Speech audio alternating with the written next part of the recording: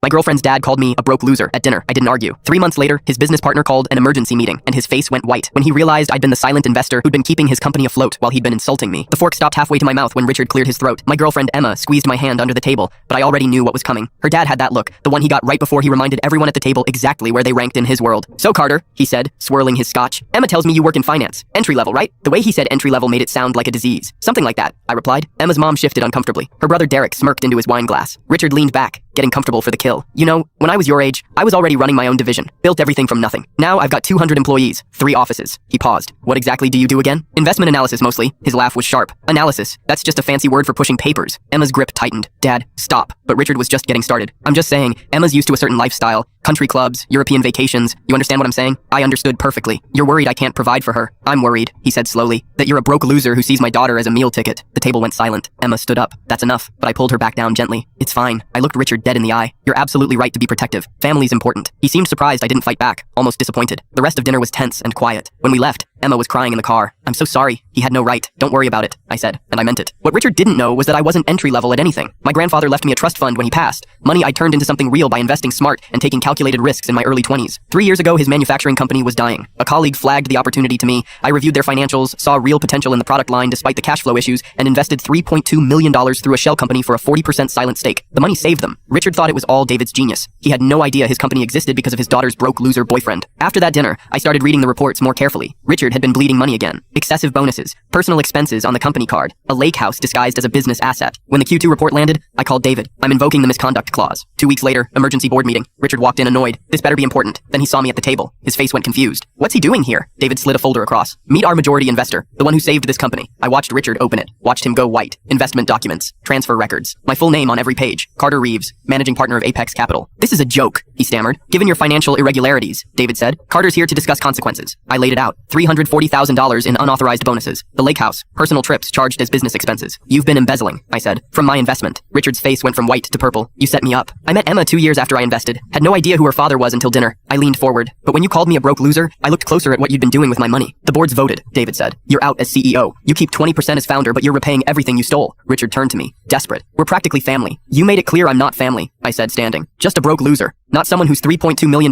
kept your company breathing." "I'll sue! I'll destroy you!" "You'll do nothing," I said. "Or I file criminal charges. Your choice." I called Emma from the parking lot, told her everything. Long silence. "I need time." 2 days later, she showed up. "My mom told me about the company almost failing, about someone saving them. It was you." She stepped closer. "You saved his company, then let him insult you." "I didn't do it for him. I did it because it was a good investment. And when he disrespected you, I protected my investment." Last month, we got engaged. Her father didn't attend. Some people never learn that underestimating someone doesn't make you superior. It just makes you blind to who's keeping your world from falling apart.